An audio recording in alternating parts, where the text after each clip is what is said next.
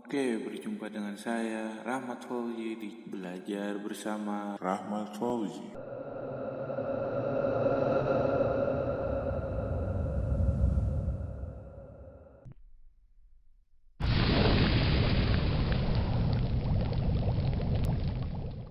Sekarang kita buka aplikasi Adobe Premiere Pro sisi 2017. Di sini saya menggunakan Adobe Premiere Pro sisi 2017. Tapi jika kalian mempunyai versi yang berbeda, jangan khawatir. Intinya fitur, tool, dan fungsinya tetap sama untuk belajar.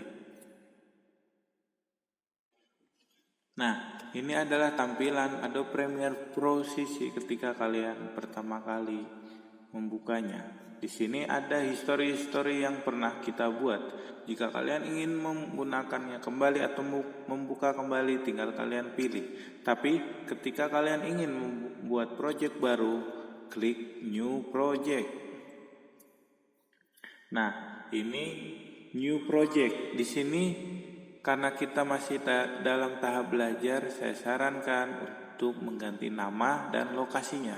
Sekarang kita coba ganti nama Project 1. Terus lokasinya kita tentuin. Kita buat folder misalkan Project 1. Select folder. Nah, ini karena kita baru belajar, tidak usah diubah.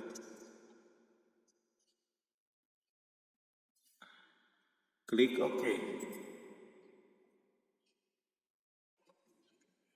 Nah, kita sampai ke halaman Adobe Premiere Pro sisi 2017. Ini adalah tampilan Adobe Premiere Pro sisi 2017. Di sini ada 4 bagian ya.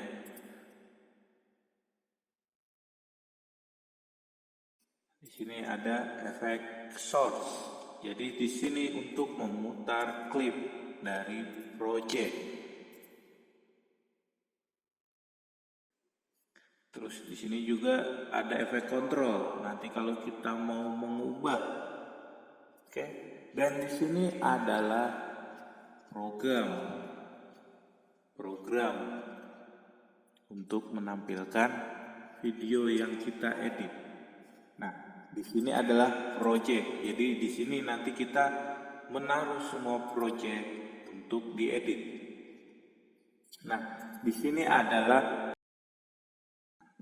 ini belum ada sequence-nya. Jadi untuk membuat sequence-nya, kita pilih file new sequence. Nah, di sini kita ubah setting sesuai yang kita inginkan. Oke. Tapi ketika kalian mempunyai sebuah video yang sesuai dengan setting kalian, lebih baik kita nggak usah ubah di preset. Tinggal kalian klik OK.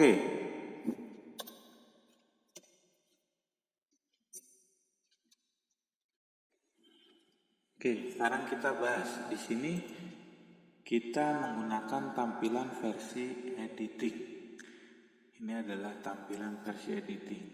Ini contoh versi color. Jadi ketika kalian nanti untuk mengedit Lumetri colornya, kalian lebih enak dengan menggunakan tampilan color. Nah, ini ketika kalian ingin menggunakan efek, ya.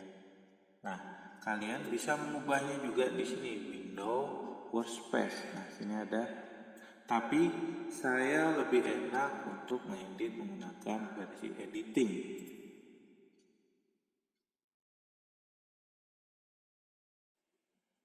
Oke. Jadi ketika nanti misalkan ada sesuatu yang hilang, misalkan sequence-nya hilang, no sequence atau projectnya ke close, kita nggak sengaja, kita bisa balikinnya di window. Nah, ini yang projectnya kita tampilin. Nah, maka akan tampil projectnya. Atau bisa langsung dengan Kita coba lagi close panel. Jadi kita coba window workspace reset to save layout, maka akan kembali ke layout editing ya.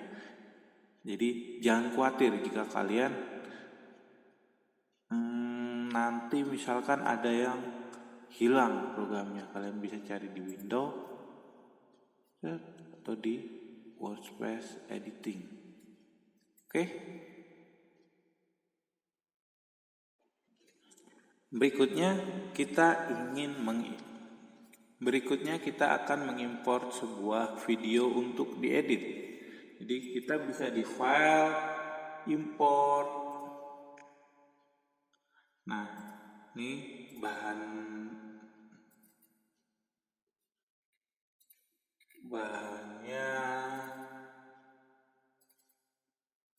Nah, ini bisa kalian drag dua-duanya.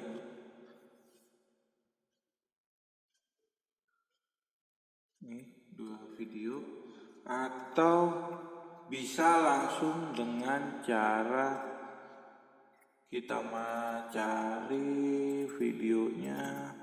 Nah, kita drag ke project.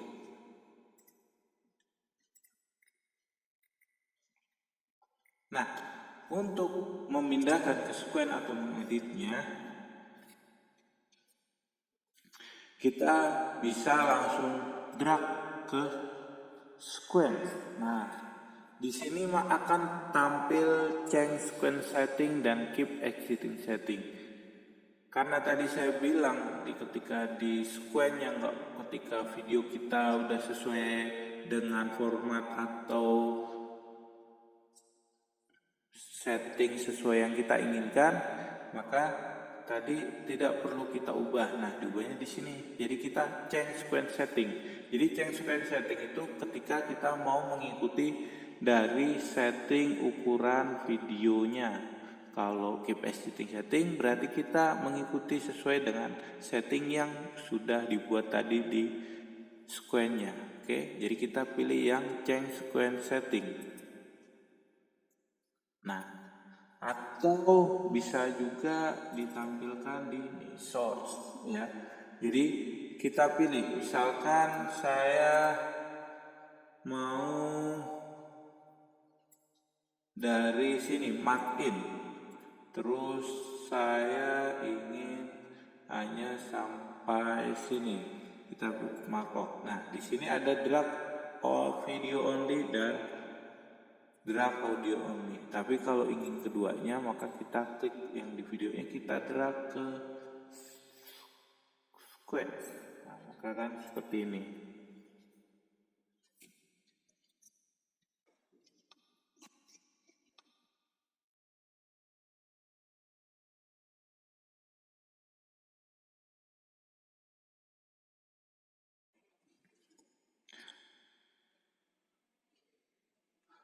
Atau kita bisa memotongnya langsung di sequence. Misalkan saya hanya pengen sampai sini,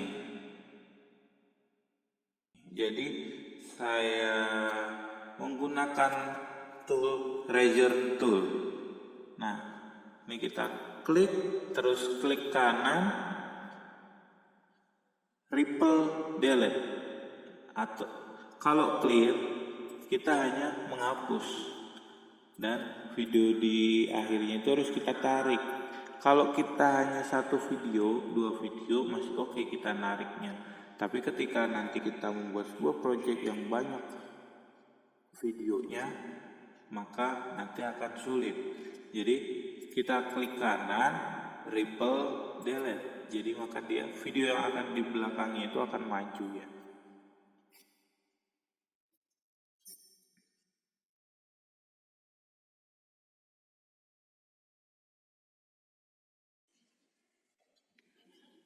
Oke.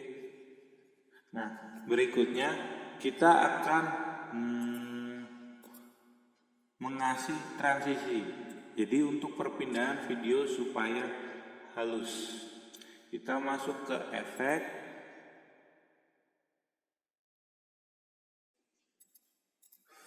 masuk ke video transisi. Di sini ada 3D motion, Oke, saya coba pakai yang misalkan untuk di awal video atau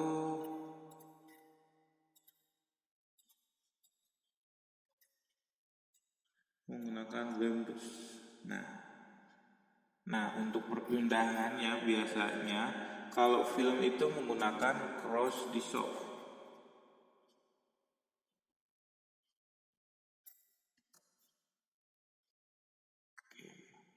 Untuk di akhir kita gunakan itu.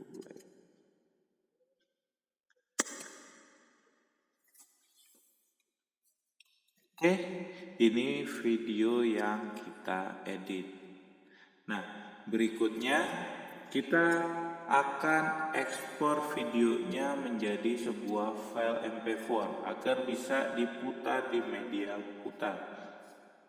Caranya kita masuk ke file, ekspor, ke file, ekspor,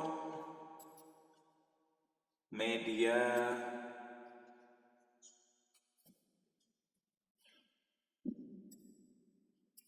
Nah, di sini kita menggunakan format H264 ya.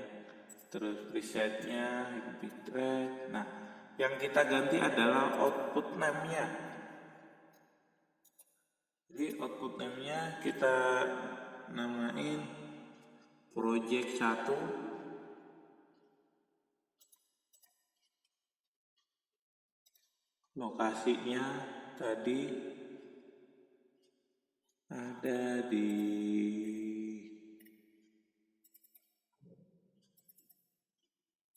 project 1 project. Nah,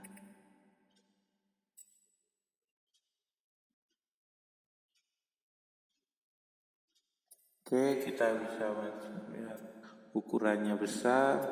Terus ini fungsinya adalah bitrate setting.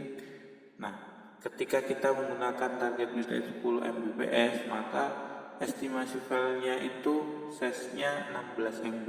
Tapi ketika kita kurangin, ini akan lebih kecil. Kalau kita besarin, maka filenya akan lebih besar. Tapi untuk ukuran standarnya itu sekitar 6 sampai 12 itu masih tahap aman ya. Jadi jangan lebih kecil karena nanti gambarnya pecah. Oke. Nah, berikutnya klik ekspor.